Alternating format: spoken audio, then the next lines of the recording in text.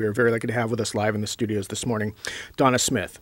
Donna Smith is a community organizer and legislative representative for National Nurses United, the U.S.'s largest nurses union with 150,000 members. She was recently honored as the National Organization for Women's 2009 Woman of Action and first came to the public's attention in Michael Moore's 2000 movie Sicko. She's also founder of the healthcare advocacy group American Patients United. Donna, thank you very much for coming in and spending time with us this morning. Thank you very much for having me. Start out, tell us about National Nurses United. National Nurses United is the national umbrella organization for a number of nurses unions, the California Nurses Association, the Massachusetts Nurses Association, the United American Nurses, and a number of nurses organizations throughout the country. We're very proud to have 150,000 registered nurses among our membership ranks. We're an affiliate of the AFL-CIO, and our nurses are very strong and very committed to making sure that they're able to advocate for patients all over the country.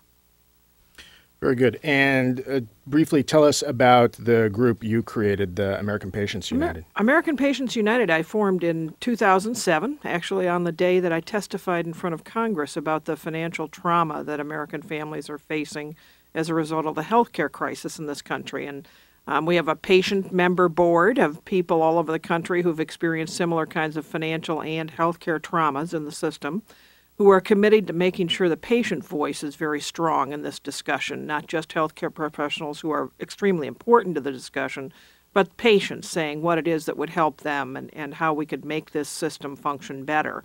So we have about a 20-member board, and we do all sorts of advocacy actions. We have a vigil once a year in Washington, D.C., and we try and tell people that healthcare is a basic human right and that all of us in this nation deserve to have healthcare. And we're very proud of the advocacy work we do and that we help lift people whose voices often aren't heard. All right. So tell us your personal story. How did you get involved in becoming a health reform advocate? That's a good question. And I don't think it was really a process of turning on a light switch and deciding that I was going to advocate for healthcare reform. About 20 years ago, my husband, Larry, began to have some very serious heart and artery issues. Tall, slender guy, athletic. You know, he does a lot of hunting, fishing. He's an outdoorsy, Colorado-born and bred guy. And he started at 46 years old to have some pretty serious problems with his heart. And one of the things I noticed was that, like so many other Americans, our insurance policies over the years, we always had health care insurance, made it a priority to carry it. There was this drift where premiums were starting to rise, but the coverage was shrinking. You know, our co-pays would get a little higher every year and the deductibles a little higher every year, things that we had to spend out of pocket. While you're well and everybody's working, you can handle that. You can absorb it. You can cut back a little bit maybe on other things. That's what middle-class folks, working people learn to do. You know, you make it work. But if somebody gets sick, it becomes extremely difficult to do that. So I noticed that, you know, not only myself, but I would talk to other people around me in the community. I was working as a writer and a journalist. I was an editor of a small-town newspaper in South Dakota. And I noticed that other people would share similar stories that, you know, they were having a lot of trouble. So very gradually, at first, became an issue that I was intensely interested in. Then I was diagnosed with uterine cancer. So on top of having a husband who had kind of a chronic illness that had to continue to have treatment and care that was really draining us financially, then we had kind of this acute crisis where the main breadwinner, the person at that time carrying the health insurance, was going to have some very serious problems with health care. And within a short amount of time, we had a policy that had finally drifted to the point where we had a $7,000 maximum out-of-pocket exposure. I always loved the language of health insurance every year. And within a short amount of time, anybody knows you can rack up $7,000 in medical debt overnight in a very short amount of time. And this was a December of one year. And guess what happens January 1? The clock ticks, the calendar ticks over, and your insurance company gets to start that $7,000 queue all over again. And your body doesn't know that. You may still be ill and still need care, which is what happened to us. So within 2 months' time, we had almost $20,000 in debt and no way in the world to pay that debt. Unfortunately, medical care providers want to collect their money like everyone else, and the pressure is so extreme. So here we are me with cancer, my husband with heart disease. I was still working full-time. My husband was not able to do so. He was working part-time whenever he could. And I was just dying emotionally, mentally. You've tapped out family and friends for money. We all know how that feels. You know, you get to the point where people don't want to hear you on the phone. They're not sure if you're calling to borrow money again, and sometimes we were. It affects everything in your life. And a friend of mine told me that Michael Moore is working on a movie about health care. I think you should tell your story. And I said, oh, please. I said, how in the world is that going to help me? I said, you know, I just don't see how that's relevant, and I let it go. And this college friend called me back about a week later to check on me and my husband, see how we were doing. And she said, did you ever tell your story to Michael Moore's website? I said, no, you know what? Just to shut you up, I am going to go on. And so I typed this very terse, very direct message that said, while you're working on this wonderful movie about health care, why don't you talk about what's happening to working people in this country where we're doing what we're supposed to do. I even had Aflac disability insurance and a healthcare savings account to kind of make up the gap that we knew was there. And never expected to hear anything from Michael Moore's folks. I thought, well, they're never going to answer that. It wasn't the nicest message I've ever sent.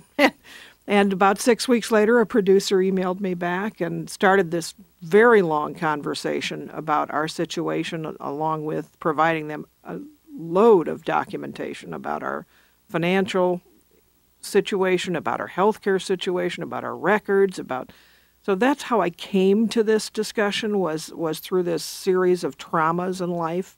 And I tell folks, you don't aspire to be in a Michael Moore film. It doesn't mean that good things have happened to you in your life.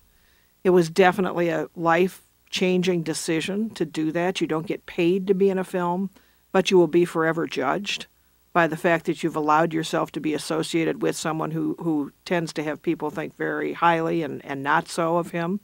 And no matter what you think of him, he was trying to frame this topic of healthcare and tell the story of what was happening from a American, I don't know if you can call it a normal American perspective, or how families are dealing with this. And so there we were. I ended up being one of the people who went to Cuba with Michael at the end of the film for some healthcare. Mind-boggling experience, and shortly after that time, the nurses were in touch with me and said, we'd like you to come to work for us and write for us and speak for us. So now I've been in 43 states in the District of Columbia talking about healthcare reform. They moved me to Washington, D.C. now so I can annoy Congress up close and personal about a lot of these issues, which I do on a regular basis. And I suppose that's how an advocate is born, over a course of time, saying I can no longer stand aside and watch this happen to people, knowing the trauma that occurs in your life at the time when you're the most vulnerable. What were your initial thoughts when you first were diagnosed with cancer? What a good question. I've told this story before, and I remember Sarah McLachlan's song Angel had just come out. And I think many cancer patients would share the same feeling that I did at the time. I mean, first of all, it's kind of shock to hear the words cancer, of course, in relationship to yourself. But maybe especially when you're a mom. I'm the mother of 6 grown kids and have 14 grandkids. People were calling me crying because they were upset. So first of all, I was doing a lot of comforting of others about my own cancer. And I would lay on the bed and listen to that song Angel and just sob. But I wasn't sobbing so much because I was afraid about dying. I was so damn worried about what would happen to our financial standing, and how I thought, if I'm going to die, if this cancer is going to progress, and I'm going to end up bankrupting Larry, let it just be fast and let me die now and not do that to him. And I remember thinking when Ted Kennedy was diagnosed later with his cancer, and, for all the good that Senator Kennedy and his family did in this world fighting for the underprivileged, I remember thinking, I'll bet they didn't have to think that. I'll bet their first thought wasn't, I wonder what will happen to me financially. So I spent a good deal of time in the diagnostic testing that followed to find out my course of treatment and what kind of chemo and radiation issues we would deal with. Really doing financial calculations. And I don't think folks realize how many cancer patients and people with terminal illness do this in this country. where you really consider whether or not you should continue to live if you're going to end up hurting your family to that degree. That's not what we want to do to one another in this country. That's a horrible thing to do to people. So it took me a while to get to the point where doctors had done the surgery that they could do, and we started a round of radiation, and I thought, I can keep working. I went back to work 4 days after my cancer surgery with a surgical drain still in my gut, because I was too darn afraid to lose income. If I lost income and I couldn't pay my insurance benefits, I would put Larry in a very compromised position for his ongoing care too. So I felt this terrible stress. I remember trussing up my belly with this thing so I could hold the drain close to my belly and still, go to work and do what I needed to do. It was horrible. And I would go home at night and try and answer the phone. I always tell people, do most of you know what happens at 8 o'clock at night every night in this country? The collection agencies can't call anymore. At 8 o'clock, the law says they can't call anymore.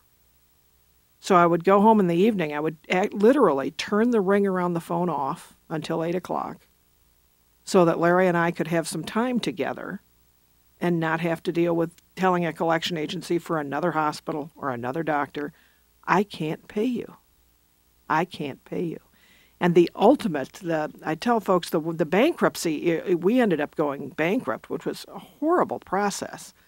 We did what so many families do. You hang on in whatever way you can. You borrow against whatever you've got to borrow against. We had loans on 10-year-old cars because we had bankers nice enough to do that for us, paying everything you could. So when somebody reaches the point of, I can do no more, it may not look like a medical bankruptcy. And yet in this country, every 12 seconds, someone in this country declares bankruptcy because of medical crisis. More than 62% of the personal bankruptcies are driven by medical crisis. And of those people, 75% had health care insurance. So this is not a scenario that's transpiring because people are irresponsible or lazy or don't want to do what they need to do. Our final nail in the coffin on our bankruptcy debt was a dermatologist from Rapid City. I needed to have some skin work done after one of the cancer radiation rounds. A dermatologist I owed $600 to. My insurance had paid $6,000, so my 10% was $600. Wanted to be paid off much more quickly than I could do. I could only offer $20 a month. That was all I could do on top of all the other debts. They wanted their $600 in 3 months. I begged and said, I can't do that. And eventually they took us to small claims court and were going to garnish my wages. I was horrified to go through a garnishment, and I sat down with my human resources department, did those calculations. If I'm garnished, will I be able to pay my health insurance anymore? That was really the bottom line. Will I keep us alive? And I wouldn't be able to do it. The only way to stop that garnishment was a bankruptcy. So 4 days before my husband was due to have an open heart surgery, we sat in a bankruptcy trustee's office with a bankruptcy trustee looking at my husband. This proud man worked as a machinist for 40 years and said, how did you get yourself into this mess? And at that moment I thought, oh no, we don't do that to people in this country. We really don't. We can't. That's not humane. It's not decent. It impacted us. It does for families forever. Housing decisions, employment decisions. So often they look at your credit now to make a decision about whether or not you're a responsible individual. They see bankruptcy, they make a decision about what you're all about as a human being. So that's how the process unfolded for us. And so many, you may not even know it. My neighbors didn't know it. Folks around you. It's a shameful process you go through. And because you're afraid to tell people how awful things really are. All right. And all that happened about 7 or 8 years ago was unfolding. It was a process over many years. It just unfolded over time. And thank God I'm about 5 years cancer-free now, which is awesome. That's kind of the bellwether everybody looks for as a cancer patient, is to make that 5-year window and say, oh, I made it. But every year, every time I shared with some of the folks I'm seeing here in Seattle that I'm handling some medical things right now, just testing and so forth. So you always hold your breath a little bit with every process to make sure everything's okay. All right. So If we look at what the current situation is, the Obama administration this last week just held a forum, a roundtable, bringing both sides to the table. Yeah. What's your analysis of that and where we are currently with this whole healthcare debate? Where we're at with this debate, I mean, first of all, I wish we had taken this president's brave assertion during his campaign. When asked directly during the debates, is health care a human right? And he answered affirmatively yes, and very definitively. I wish we had taken that simple, clear, clean, and righteous message forward into this debate. Health care is a basic human right, and in this country we have often prided ourselves on being the champions of human rights. And yet we started this discussion about money and about how we pay for health care. So we lost that discussion from the very beginning. We lost that discussion. So we started with Congress, but Congress does what Congress does. Unfortunately, they're funded by a huge amount of lobby support, as we all know. They all have, there's 3 or 4 lobbyists lobbying for the health care interests in this country for every single one of them. The 435 members in the House and the 100 members in the Senate have tremendous financial interests in their campaigns to go forward on this. So here we go. We end up a year and some later after the president has made this brave assertion about health care being a basic human right. We've passed a bill in the House that's more progressively financed because it taxes basically wealthy folks to provide some extension of health care through insurance, through for-profit insurance, and mandating that everyone buy that insurance. I always have to do an aside here and say I'm very frustrated by that in general because healthcare insurance, for-profit insurance, is sold to all of us, at least it has been to me, to protect my health and my wealth over the years. It is such a defective product because it does neither one. It doesn't guarantee that you'll protect your health, certainly. They can deny your care. And my wealth certainly wasn't protected through my healthcare insurance. So I get very frustrated with that argument. And in any case, our legislature in the Senate also passed its own measure that wanted to do similar mandates of purchasing health care insurance, that every American ought to be mandated to buy. First time in history that our legislature would demand that Americans buy a for-profit insurance plan. But the two sides, as they often do not, did not agree on how to get to the end of this. We all watched this scenario through the summer where we had essentially the mainstream media really blew up these Tea Party activists in the town hall meetings, really blew up this process where people were, standing and saying, hands off my Medicare. I don't want government-run health care, which I thought that's quite interesting because Medicare is a publicly funded government-run plan. So I thought that was quite interesting to watch that unfold, but the mainstream media kind of blew that process up. The Democrats lost their nerve on moving forward, really lost their footing, even though we'd given tremendous political cover and courage to these folks going forward in the elections of 2008. What a marvelous majority we gave the Dems in the House, the Senate, and the White House. But interestingly, I always tell folks, you can't trust that the Democrats will always do what's right. Sometimes they just cost more to buy. And unfortunately, in this discussion, that has proven to be true in some cases. We look at Max Baucus in the Senate Finance Committee. Max Baucus from Montana, as you all know, up here in the Northwest, gets a huge amount of support from the private insurance interests, the pharmaceuticals, the hospital corporations. Make sure that Senator Baucus is well taken care of in his campaign drives. And in his process, he didn't include one advocate in the witness pool of any kind of Medicare for all or single-payer kind of program. Not even one witness was there. So we had activists there who stood and demanded to be heard and were arrested and hauled out. Nurses stood and demanded to be heard and were hauled and arrested, literally arrested. Nurses and doctors arrested for wanting to speak. More than 60% of the American public wants this Congress to talk about a Medicare for all kind of program. They don't want socialized medicine. Medicare for all is a publicly financed, great idea from the left, privately delivered, an idea from the right, centrist position for solving this problem, but we can't get there. So we get these two bills, one from the House that regurgitates out from the fall, The Senate did all its machinations of its legislation. We watched that transpiring over the holiday season, right? And they had to get something passed before Christmas, and the president was stomping and demanding he was going to get something signed by the State of the Union at the end of January. Well, that didn't happen. So the president decided to pull them all together last week and do his discussion in his forum, which again did not include even one person advocating for Medicare for all. While you might commend him for wanting to pull the Republicans into this discussion in some way, you'd have to believe that getting to their bills was the right way to go, which many of us don't believe. We don't believe that this is going to solve the problem. It's not going to bend the cost curve to do a huge bailout of private insurance companies by, first of all, demanding we all become a captive audience and be their customers, all of us, and then providing them additional financial support by giving subsidies for all of us to buy. It's like, wow, this is a bailout much bigger than what we just did for Wall Street a year ago. Much bigger.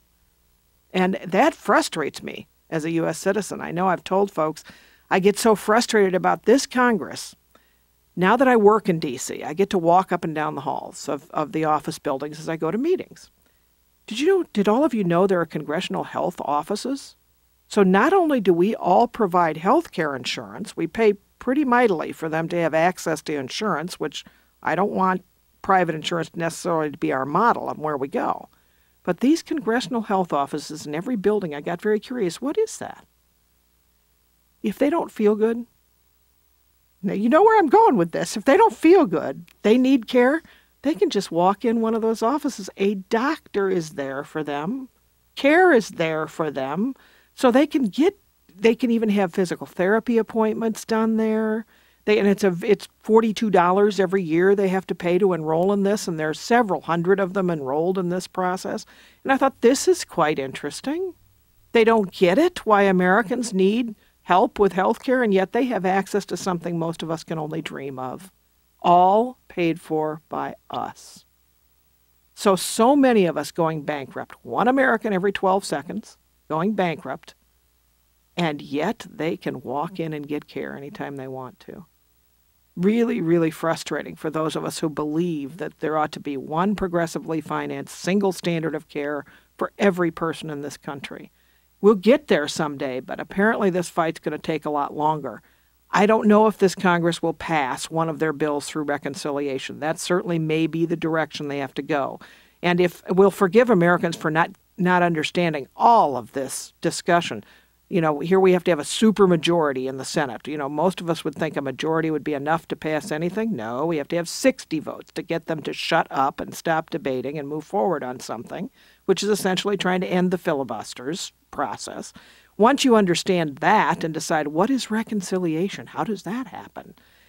Apparently in the Senate, the rules say that you can pass things through a process with only a 50-vote majority if it relates to budget issues through this process of reconciliation.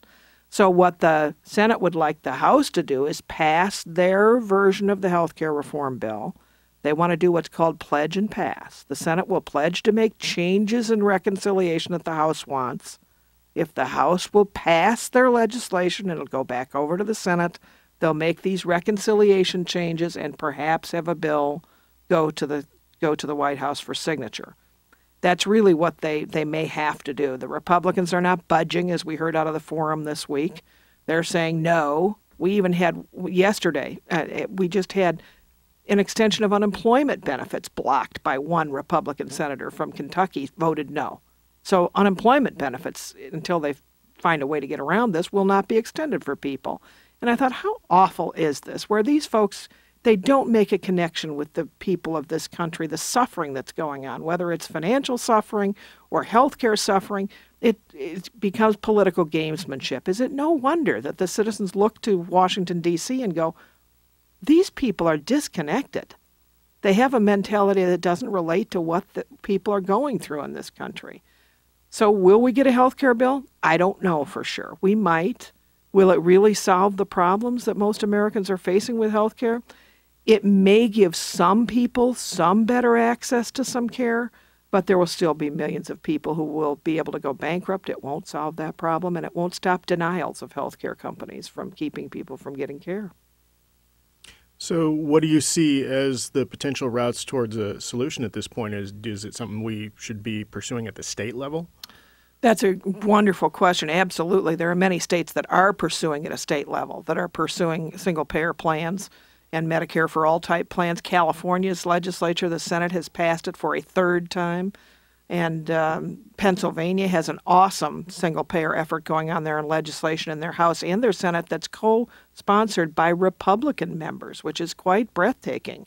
You know, Republicans are not incapable of understanding and I say don't leave them out of the discussion, because the economic damage is happening in their families too. There's hurting going on, and it doesn't matter. Cancer doesn't know if you're a Republican or you're a Democrat. So we'll keep moving forward in the states. Here in Washington State, you have such a wonderful representative in Jim McDermott, who has offered on the national level H.R. 1200, which is his version of a single-payer plan, which would be a companion bill to a bill that Senator Sanders, has offered in the Senate, S-703. Neither one of those are going to get traction this time, but there are people in states all across the country that get it. And unfortunately, it may be a process that we have to roll out in a state or two to get people to trust it, to understand this is a good way to go, and move it forward. So we'll fight in California. We're going to fight in Pennsylvania. There are at least 20 states in the country that have solid single-payer state legislation moving forward, and we're going to fight to make that the avenue we have to go, but we won't give up the national fight either. We'll keep fighting there. So only a couple minutes left. So what do you say to people that are following this but aren't really engaging? I mean, it's the back and forth between Congress, the Senate, the administration, the bills that are like thousands of pages long. What do you say to people that are just sitting back and going, I'm going to wait until whatever? Good for you. In some ways, good for you. I mean, it's been very difficult, even for those of us who are very engaged, to try and stay up with where they go from one minute to the next. If you can, if you take one message takeaway from today and from what you're hearing out there, is that we're not getting to the place where health care is a basic human right for every person in this country. Fight for that. Call your legislators if you're so inclined. Don't be afraid. They work for us. Fortunately, in this country, we can look at the government as this outside entity, but it's not. It is us. We still elect these people. Speak to them. Tell them you want something better in this country. I've had people suggest to me maybe we should, maybe their benefits should be stripped away until we get this fixed somehow so they could get it. That's not such a bad plan in some ways, where the nurses aren't advocating for that because we don't want anybody to suffer for health care. I mean, we don't. But there are some members, Sherrod Brown from Ohio, who said, no, I won't take the congressional plan until everybody gets them. So is that, I'm sorry, just about a minute left, is that feasible to export the congressional plan to the rest of us? It might be, but again, the problem with that is, unless you were really giving the benefits that members of Congress get, direct access to care, then you have problems, because the federal benefit pool really is just an insurance pool, right? It allows people to get into that benefit pool and buy private insurance coverage. So that doesn't really essentially solve the problem of costs in this country. What we really advocate for is a Medicare for all single-payer plan that all of us can get into. Just extending private insurance to more of us doesn't fix the problem, unfortunately. We're talking with Donna Smith. She is a community organizer and legislative representative for National Nurses United, and also the founder of the healthcare advocacy group American Patients United. How can people find out more about American Patients United? Yeah, thank you. You can go to AmericanPatientsUnited.org. You can also find me. I do an awful lot of writing on the California Nurses and National Nurses United website, guaranteedhealthcare.org. We'd love to see you there. You can also tell your story there, and I read each and every one of those stories. If you have a patient story you'd like to share with us, please do so. It helps ever so much to have people be able to tell their stories and share it with others and learn and grow from that. All right. Very good. Well, I want to thank you very much for spending time with us this morning. Thank you.